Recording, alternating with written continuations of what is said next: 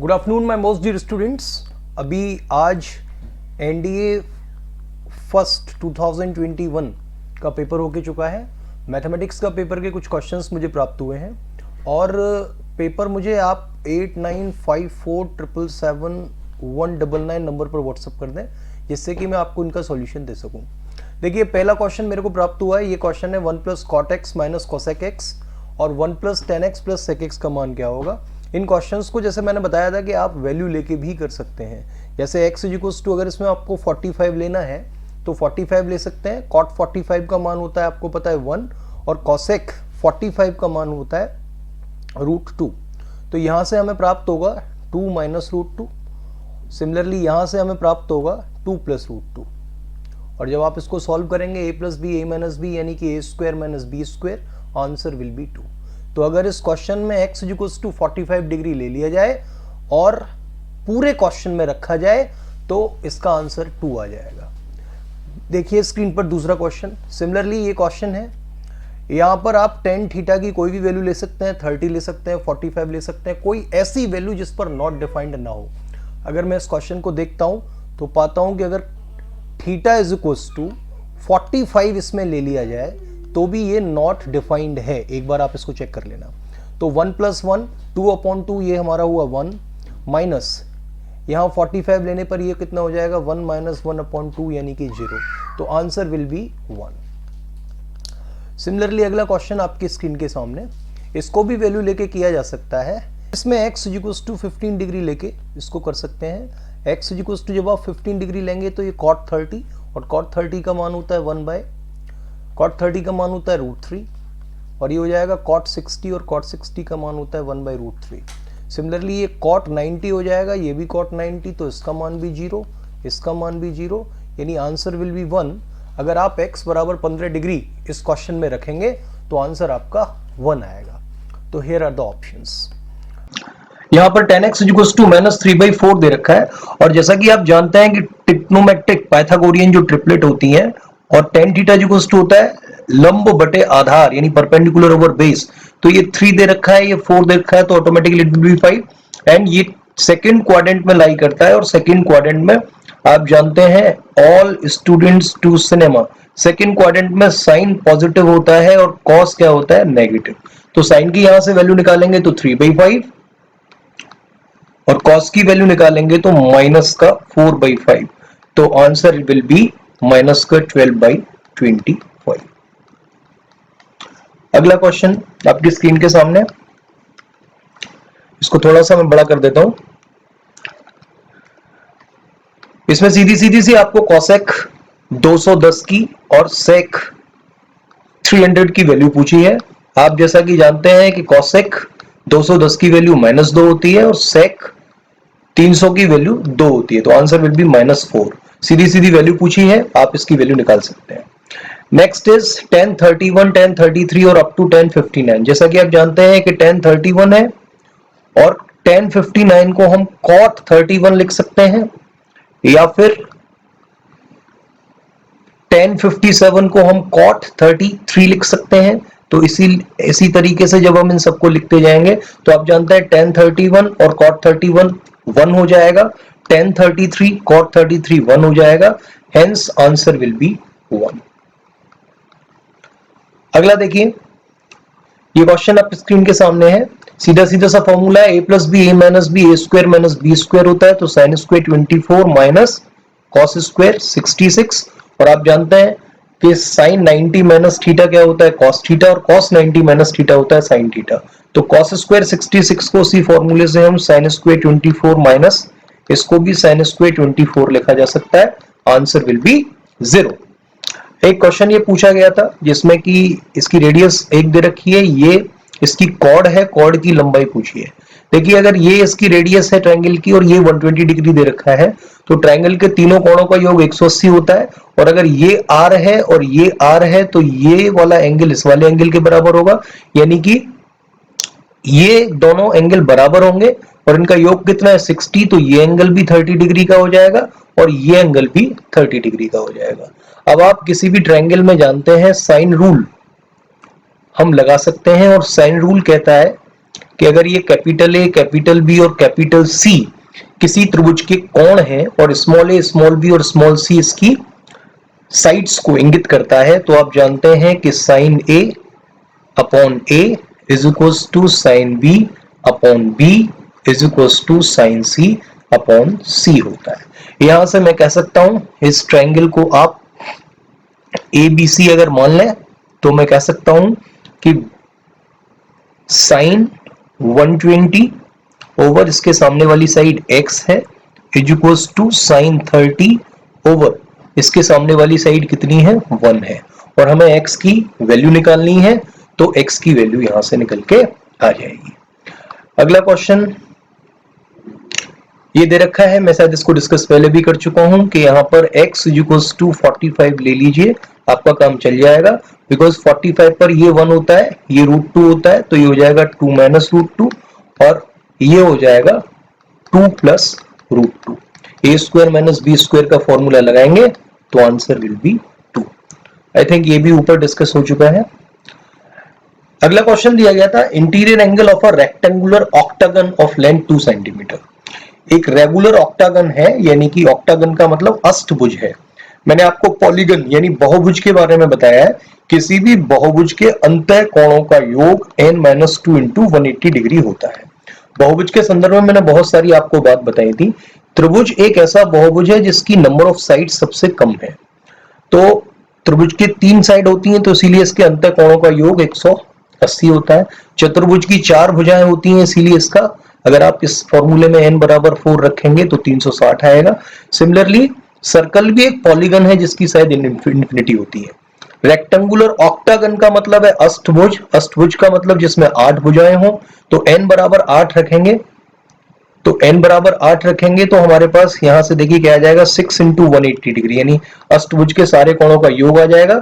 लेकिन यहाँ पर ईच इंटीरियर एंगल लगाया निकलवाया है, तो 8 से डिवाइड कर देंगे, आंसर विल बी 135 डिग्री। तो अगर आपको ईच एंगल निकालना है तो ये फॉर्मूला हम लगा देते हैं, और इस फॉर्मूले के द्वारा n बराबर 8 रखेंगे तो आंसर विल बी 135। तो अंतः कोणों का प्रत्येक जो अंतः कोण होगा वो 135 डिग्री का होगा किसी भी अष्टभुज यानी कि ऑक्टागन का। ये फॉर्मूला आप ध्यान रख लीजिए, काम का है। ये अंतः कोणों के संदर्भ में है, और अगर बाह्य कोणों का आपको योग पूछा जाए तो एक्सटीरियर एंगल्स का सम 360 डिग्री होता है किसी भी पॉलीगन का, किसी भी बहुभुज का। पॉलीगन में ध्यान रखना ट्रायंगल भी आ जाता है, क्वाड्रिलेटरल भी आ जाता है, पेंटागन भी, हेक्सागन भी, हेप्टागन भी, ऑक्टागन भी और इवन सर्कल भी, ये सारा कुछ पॉलीगन का ही काम है। अगला देखते हैं, ये दे रखा है 7 sin x plus 24 cos x is equals to 25। तो आप जानते हैं कि ये पाइथागोरियन ट्रिपलेट है। ट्रिपलेट के संदर्भ में मैंने आपको बताया था जैसे कि 3, 4, 5 ये भी पाइथागोरियन ट्रिपलेट है, क्योंकि 3 का स्क्वायर और 4 के स्क्वायर को अगर हम जोड़ेंगे तो वो 5 के स्क्वायर के बराबर हो जाता है। अब हम इसमें किसी चीज का मल्टीप्लाई करें तो भी पाइथागोरियन ट्रिपलेट ही आता है। तो 7, 24 और 25 क्या है, पाइथागोरियन ट्रिपलेट है, जिसमें ये परपेंडिकुलर को इंडिकेट करता है, ये बेस को और ये हाइपोटेन्यूज को। sin x पूछा है तो 7/25 प्लस आपको पूछा है cos x की वैल्यू, तो cos x क्या होता है, बेस अपॉन हाइपोटेन्यूज यानी कि 24/25, आंसर इज 31/25। अगला क्वेश्चन आपकी स्क्रीन के सामने, ये क्वेश्चन दिया गया था, एक टावर है जिसकी ऊंचाई 15 प्लस 5√3 है, जो कि 60 डिग्री का कोण बनाता है, और इसकी जो छाया है आगे 45 डिग्री तक जाती है। इस तरह का क्वेश्चन है ये। तो आपको x की वैल्यू पूछी है कि जब ये 60 से 45 होता है तब इसकी छाया की लंबाई कितनी होती है। देखिए मैंने इसको x मान लिया, इसको y मान लिया, ये 60 दे रखा है, 45 दे रखा है। सबसे पहले ट्रायंगल एबीसी में y अपॉन 15 प्लस 5√3 यानी कि बेस अपॉन परपेंडिकुलर क्या होता है, cot 60। तो यहां से y upon 15 plus 5√3 equals to cot 60। cot 60 का मान 1/√3 होता है। 15 प्लस 5√3 में से भी मैं 5√3 कॉमन लेके इसको √3 प्लस 1 कह सकता हूं, और √3 से √3 काट के मैं कह सकता हूं y की वैल्यू हमारी 5√3 प्लस 1 आएगी। तो y की वैल्यू आ गई। अब ट्रायंगल एबीडी में, एबीडी का मतलब इस बड़े वाले ट्रायंगल में आप जानते हैं tan 45 क्या होता है, परपेंडिकुलर जो कि 15 प्लस 5√3 दे रखा है अपॉन बेस जो कि x प्लस y है। चूंकि y की वैल्यू हमें पता है तो y की वैल्यू यहां रख दी है, तो x की वैल्यू हमारी कितनी आ गई 10। सिमिलरली नेक्स्ट क्वेश्चन था, ये लैडर है और जहां पर ये लैडर है, ये फ्लैग है जिसकी लंबाई 6 सेंटीमीटर और 6 मीटर ही लैडर की लंबाई है। तो देखिए अगर ये 6 है, ये 6 है, तो ये वाला एंगल इस वाले एंगल के बराबर होना चाहिए और ये वाला एंगल इन्होंने 75 डिग्री का दे रखा था। अब देखिए इन ट्राइंगल ACD, इस पूरे वाले ट्राइंगल में तीनों कोणों का योग 180 होता है, तो एंगल C 90 डिग्री का है, D 75 डिग्री का है, तो A का मान आपका निकल के आ जाएगा 15 डिग्री, और अगर ये 15 डिग्री है तो ये भी 15 डिग्री होगा क्योंकि ये वाली साइड इस वाली साइड के बराबर है। तो इतना एंगल 15 डिग्री का होगा, पूरा 75 का है, तो BDC ये वाला जो एंगल है वो कितने का होगा, 60 का होगा, ये वाला एंगल।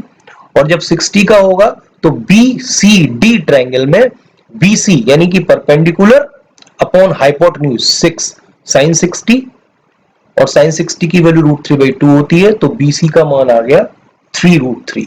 अब इस पूरे की लंबाई पूछी है तो BC प्लस AB यानी कि 3√3 plus 6, that will be the answer. अगला क्वेश्चन आपको ये दे रखा है, देखिए आप जैसा जानते हैं sin 3 cos x बराबर 4 sin x दे रखा है, तो यहां से मैं कह सकता हूं tan x बराबर 3/4 है, इसका मान निकालना है। tan a प्लस b के फॉर्मूले से tan a यानी tan 45 1 plus tan b tan x upon 1 minus tan a tan b यानी कि 1 माइनस tan x, तो tan x की वैल्यू 3/4 है, रखा, तो आंसर इसका इतना आएगा 7। नेक्स्ट क्वेश्चन आपकी स्क्रीन के सामने डायरेक्ट फॉर्मूला बेस्ड क्वेश्चन है।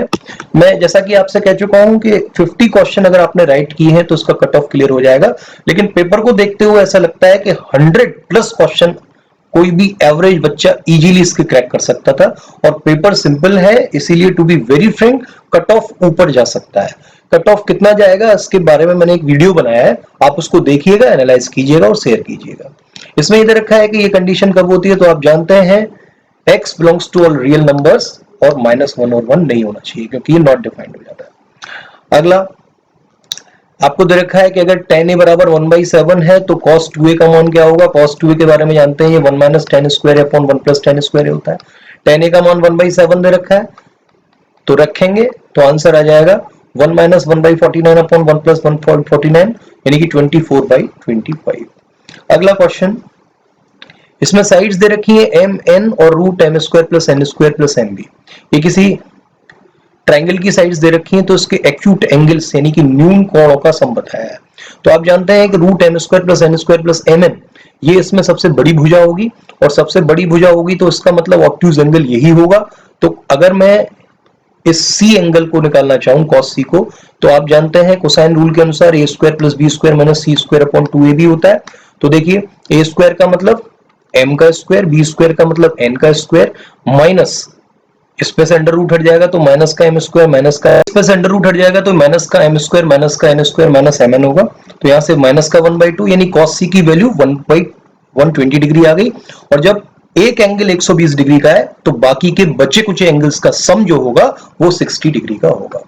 ये देखिए अगला क्वेश्चन, मैं कई बार आपको बता चुका हूं कि अगर ये ट्रायंगल ABC है जिसमें capital A capital B capital C इसके एंगल्स को और small a small b small c इसकी साइड्स को रिप्रेजेंट करते हैं, तो इसका एरिया होता है 1/2 AB sin C अथवा 1/2 AC sin B अथवा 1/2 BC sin A।